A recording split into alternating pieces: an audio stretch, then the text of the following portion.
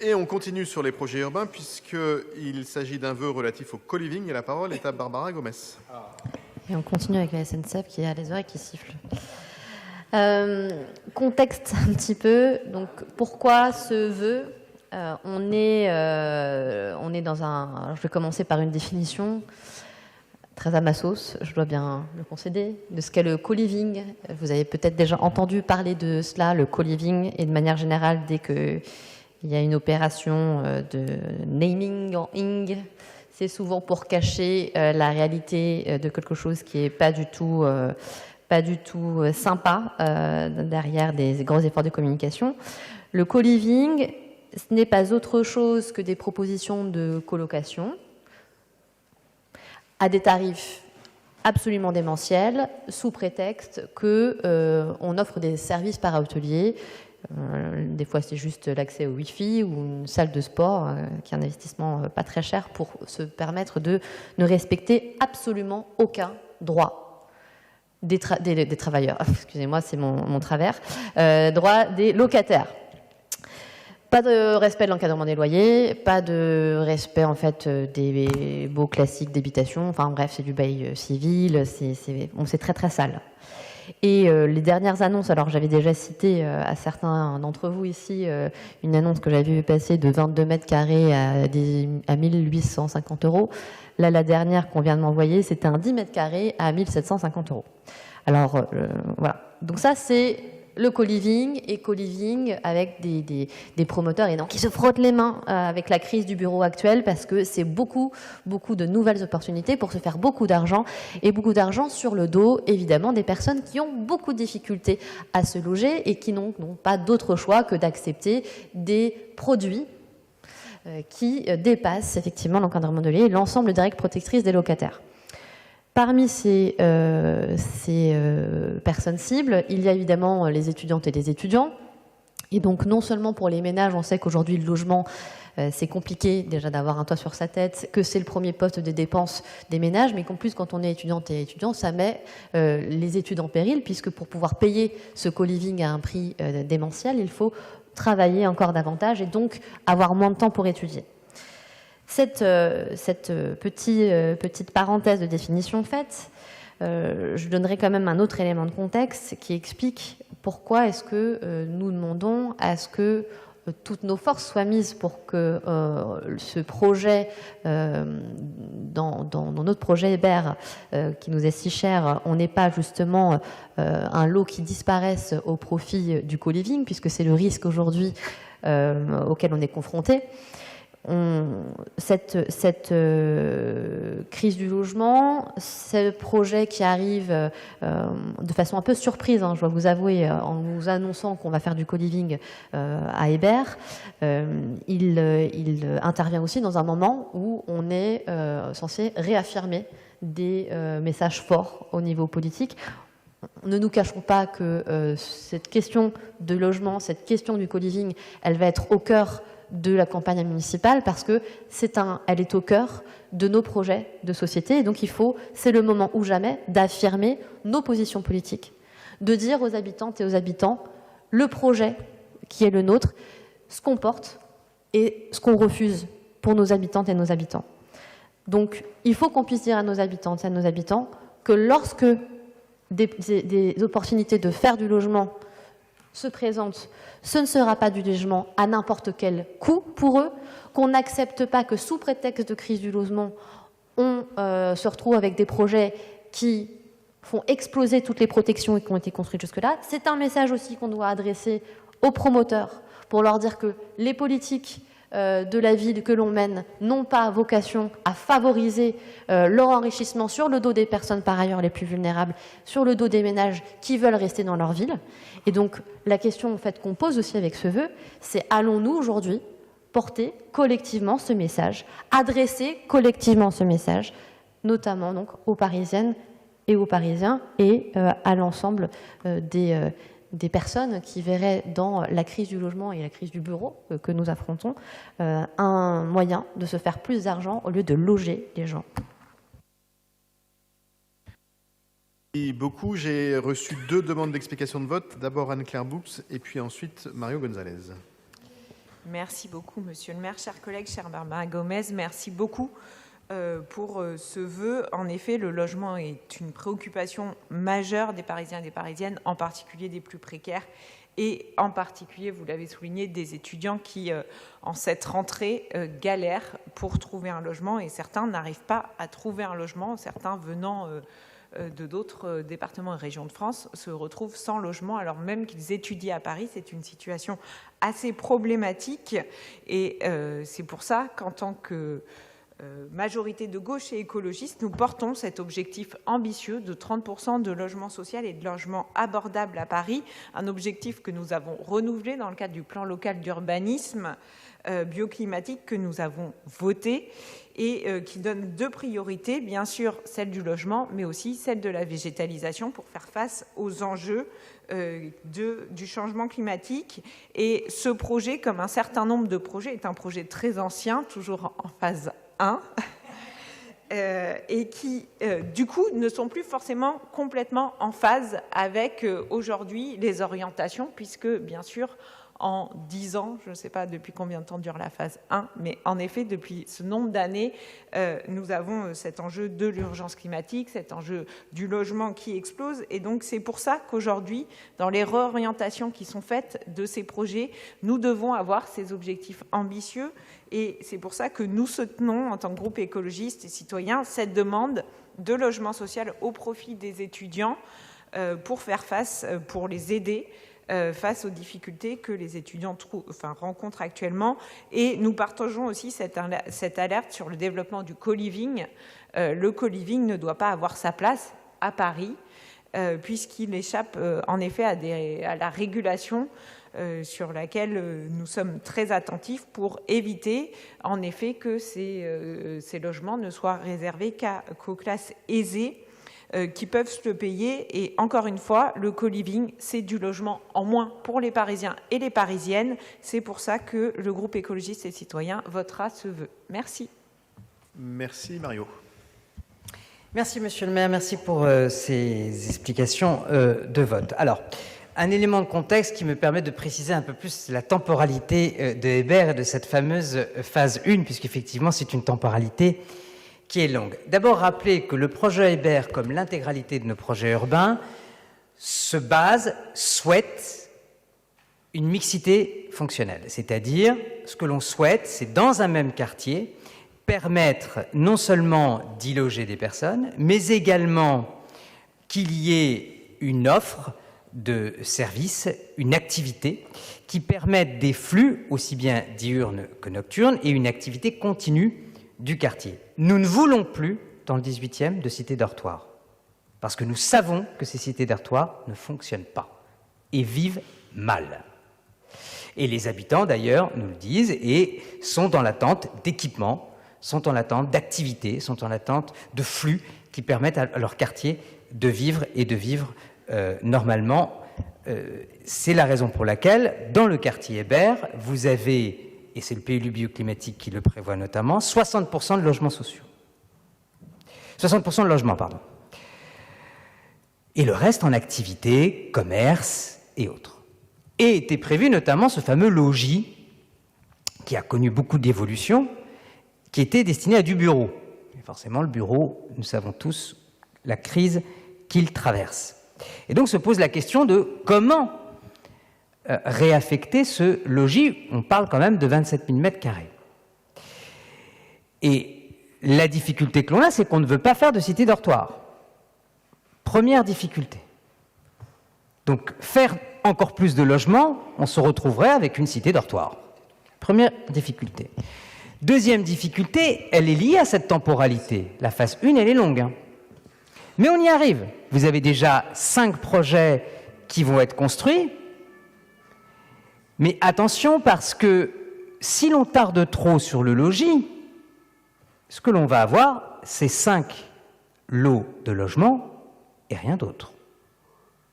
Et donc on va avoir des habitants qui vont arriver dans un parc, qui vont arriver dans un quartier, qui n'aura rien à leur offrir. Donc attention aussi à cela. Par ailleurs, sur le vœu en tant que tel, une première difficulté.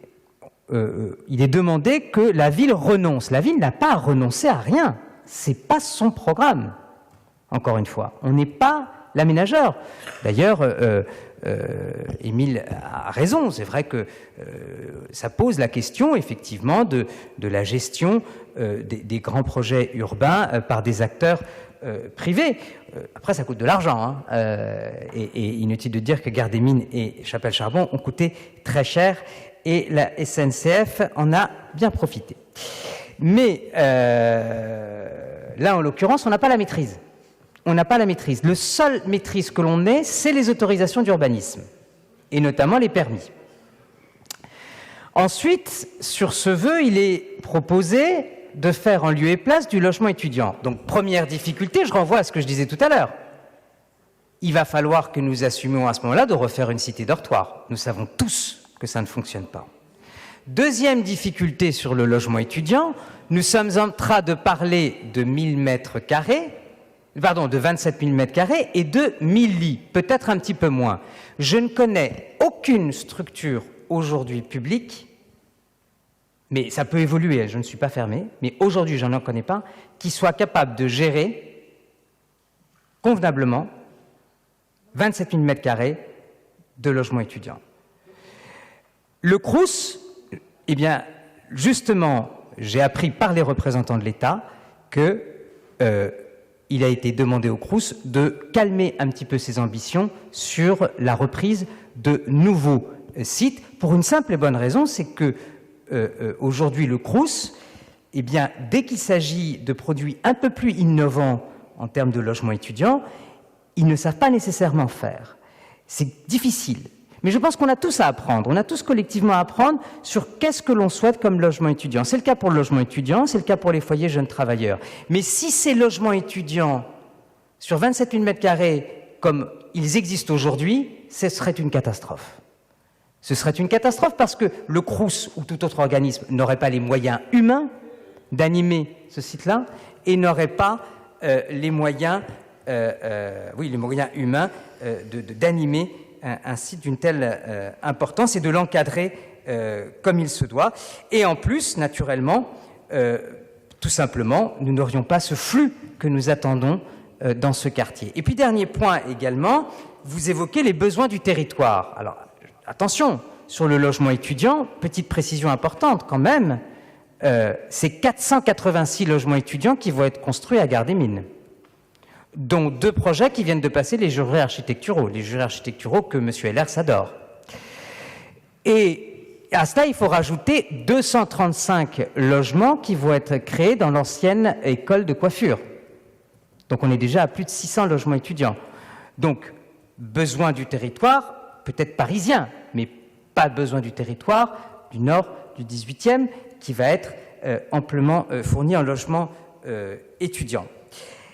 Mais vous avez raison sur un point, sur ce vœu, c'est effectivement les travers du co-living. Et ça nous interroge sur la spéculation qui jaillit de ces nouveaux projets, de ces nouveaux programmes.